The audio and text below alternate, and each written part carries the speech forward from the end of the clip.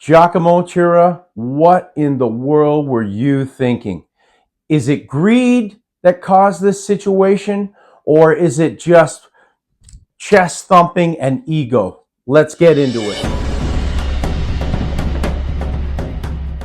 Welcome to Tim Connolly Drums. Well, guys, today I'm going to give my 2 cents on this Giacomo Turra scandal that has come up.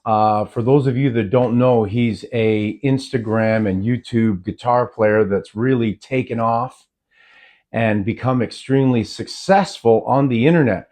Now, oddly enough, my last video was about another different ways to make living as a musician other than gigging. And I mentioned the internet. I mentioned Instagram and Facebook and YouTube and various social media outlets that you can turn to. Now, Giacomo has been making a ton of money off of other people because he's been stealing their music. So when I said, let's make money other than gigging, this isn't what I meant. So what he's been doing is, and this really pisses me off, and anyone that's out there that's a musician, that's put hours and hours and years of hard work into developing your skills to a professional level, should be as pissed off as me, and guitar players should even be more pissed off than me. So what this guy's been doing is, he of course has been filming Instagram and YouTube videos of him playing guitar. Most times he's just on his own, but sometimes he does collaborations and stuff. But he's been faking everything. So faking and stealing. So what he's been doing is, he's been taking smaller YouTubers. He hasn't tapped into Joe Satriani or Yngwie Malmsteen, because he knows he's going to get nailed if he steals their stuff, because they're big, famous players. He's taking what he believed were smaller players, but amazing players. And then he would copy their music, record it, and then he would fake playing. And what you were actually hearing was this other person playing, and he would fake it.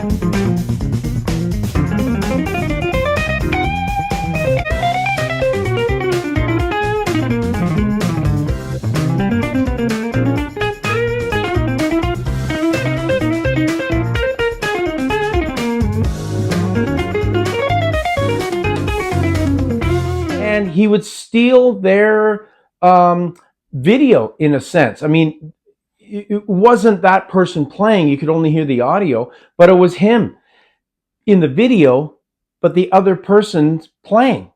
And he would just steal all their stuff. And this blows my mind that somebody thinks that they can get away with this and not get caught. Well, guess what? He got caught. So this bass YouTuber, Danny Sapko, was the one that sort of uncovered this. He received some comments on one of his videos where he was analyzing Giacomo or talking about Giacomo, and somebody made a comment about Giacomo faking. And he's like, what are you talking about? So I guess he went down the rabbit hole, he investigated, and he found out that, in fact, it is true. So I think that he was the initial person that got things going, and then it blew up from there. Once he put out a video about it, lots and lots of people he talked to, apparently, and people that know him in the industry, perhaps, they all confirmed that everything that was alleged against Giacomo is in fact true. people recognized in Jocko's playing the other player, even though he's a small YouTuber. And because he's famous, people turn to him and they watch him. But every single one of his videos is a scam. Now, if you watch Rick Beato, he weighed in on this reluctantly, but he weighed in on it. And Rick actually had Giacomo come to his studio. And in the studio, Rick realized this guy can't play. So Rick did not put up the video that he shot with him and Giacomo because he realized this guy is not up to the standard of a player that I would have on my show. Giacomo Turra, I had in my studio a few months ago. I had him on because in his Instagram videos, he presents himself as a great player. This is before I figured out from Danny Sapko's video that he had stolen other people's, some friends of mine's, music. When Giacomo came in here, he was coming through town, and when he came in here and played, I realized that he couldn't play well enough to put the video out. And then I was like, oh, well, obviously all his videos were fake, but I knew that they were all play-alongs. I mean, you don't do those kind of things. As Danny, he talked about the whammy bar fakery that's in there and stuff like that. Nice whammy bar action here. That's not an uncommon thing. So he got busted by Rick Beato. Now, Rick he was not the one that went on the, YouTube and did a video and said, I busted Giacomo. He didn't do that. He weighed in on the situation, but he didn't actually come right out and say, yeah, Giacomo was in my studio and he couldn't play, because he did not release the video of him and Giacomo, but he did do a video talking about the situation. And he realized that Giacomo is either miming his videos and definitely stealing other people's stuff, and he's faking it, basically. Now, there's been a few other drum videos that are similar to this, where the drummer is basically stealing another drummer's performance, and then they mime their way through the motions of the performance so it looks like they're playing. Now, I can spot this in a heartbeat. I've been playing drums since I was 7 years old. I'm a professional player. I can spot if somebody's faking. Now, a lot of people don't realize that faking has been around forever. And what I mean by faking is not what Giacomo's doing. Giacomo is actually deceiving the public into thinking he's this amazing player when he's actually not. And like I said, Rick Beato found out when he had Giacomo live, actually heard him play and went, what the hell is going on? This guy is not what he presents himself on his videos. He can't play the stuff that he is saying he can play. And then Rick realizes this guy is a scoundrel. He has been faking it, deceiving the public, and making thousands and thousands of dollars as a result, because I don't know how many followers he has, but I'm sure it's in the millions. He's got tons and tons of videos, over 300 videos, and he's got millions of views on these videos. So he's making money hand over fist, deceiving everybody, you know? And finally, he got busted. So he's shut down his YouTube channel. He shut down his social media, except Instagram. Instagram is still on there. And he still has some videos up of him playing that are not him. They're other people.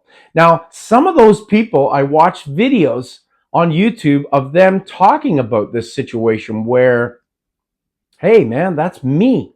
That's me playing, watching Giacomo's video going, wait a second, that sounds like me. And it turns out it was them. Can you imagine watching a video of somebody playing and it's actually you playing? Now, the industry, like I said, has been doing this forever in terms of miming, not faking, but miming. So if you go back to the 1950s, there'd be a TV show. Quite often they would pre-record, and the performer would just go through the motions and lip sync and whatever. That's been going on forever. They still do that to this day. For example, almost all not every single performance, but almost every Super Bowl performance has been pre-recorded, and the musicians and the singers and the performers of the music, they just mime their way through and lip sync their way through the performance. Sadly, even Whitney Houston, when she sang the national anthem years ago, and it was considered the greatest performance ever, that was pre-recorded. She lip synced her way through it. So anytime you're going to perform in the studio, of course, you're going to be able to perform at a higher level than live. But I believe that you should perform live and raise the bar and perform to that higher level. It really bothers me, all this deception that the music industry has done. They've always done it. It's just the way it is. You see so many, I mean, the Beatles were even guilty of it. You see all those sort of videos of the Beatles, before videos were a thing. The Beatles started doing these little videos of them playing. Of course, they're not playing. It's just faking along with the song. I get it. I've had to do it myself, which I really didn't like doing, but that's just the way the industry does it. Now, if you're doing a video, if you're doing an old school much music video, everybody faked the video. Of course, it's just going through the motions. It's a video. Even the listener knows they're not really performing. Everybody knows that. But not everybody knows that a lot of live shows are faked. It's become the new thing. Britney Spears has never sang a note in years. It's all her lip syncing to herself. And almost all performers do this. Now, some guys will say, well, what about backing tracks? Well, I play in bands where backing tracks are used heavily. There's still live musicians, though. The live musicians are playing with the backing tracks. So, for example, there could be some backup vocals. There could be percussion, could be keyboards, could be a horn section, even sound effects can be used in conjunction with a live band. Now, I don't really have a problem with that. Some people do. Some people want just pure live music, and I get it. But I honestly don't have a problem with backing tracks, because in my line of work, being a musician, let's say there's 4 people in the band. We're not making a ton of money. We're not freaking Bon Jovi. We're not Def Leppard. We're not pulling in millions of dollars. So every dollar to us counts when we get out and play. So let's say we're making $1,200 for a gig. So that's $300 each. That's pretty good money. Even touring musicians, a lot of them don't even make that much money in a night. But if I'm doing a gig and I make $300, if I have to pay a percussionist and a horn section, a keyboard player, man, that money dwindles quick. I don't have to pay anybody if I'm using backing tracks. I have to maybe pay for the backing track, or I can build them myself. Usually I sort of do a combination of both. I go on a website where I can build my own track, but I got to pay for it. But it's not ridiculously expensive, to pay for it. But I just build the track myself. So if we're doing, let's say, September by Earth, Wind, and Fire, where there's a full horn section, plus there's a lot of backup vocals. So I might build the track with the horns and the backup vocals and eliminate everything else, meaning no drums, no lead vocal, no bass, no guitar, because the band is going to cover that. So this is a common thing, and lots of bands do the backing track thing. Like I said, I'm guilty of it myself. But it's common. Now, getting up there and not playing at all and using the backing track for the entire show, and there's no live musicians, well, that's disgraceful. Now, the thing about Giacomo is he is deceiving the public, and he's doing it for his own greed. Now, he's been called out on this, and he's been attacking people, telling people to get a life, or get your head straight, or whatever. I saw a few videos where actual musicians that have collaborated with him, he's been attacking because they're contacting him saying, take that video down of me playing in your video. I want that video down.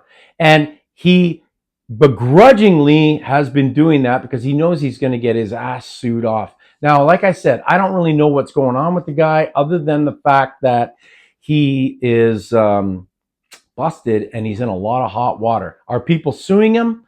Probably. Are people coming after him on the internet? Absolutely, absolutely. And there's going to be some retribution. He may have to, if he gets sued, he's going to have to pay up some big money, and you know he's going to lose. The proof is out there, so there's so much proof that he's doing this, it's ridiculous. So what should be done about this situation? Obviously, he's going to get himself into some serious legal problems.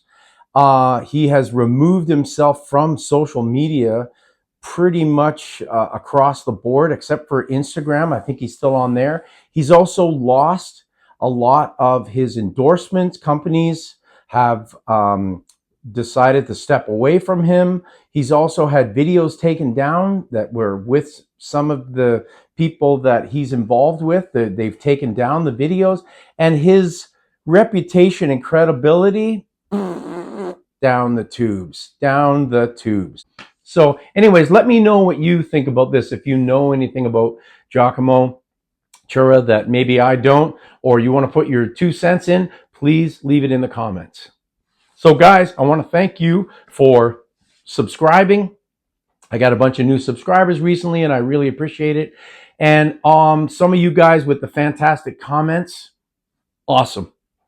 Keep them coming. I'm thrilled when I see people coming in to my channel, leaving a comment, whether it be a positive, uplifting, motivating comment, or just telling me a story about something that they've done. There's a bunch of you guys out there that are regular commenters, and I really, really want to thank you guys. Just awesome. Much, much appreciated. All right, guys, I'm going to leave on that note. So let me know what you think about this situation with Giacomo. All right? Thanks very much for watching, and as always, keep drumming. See ya.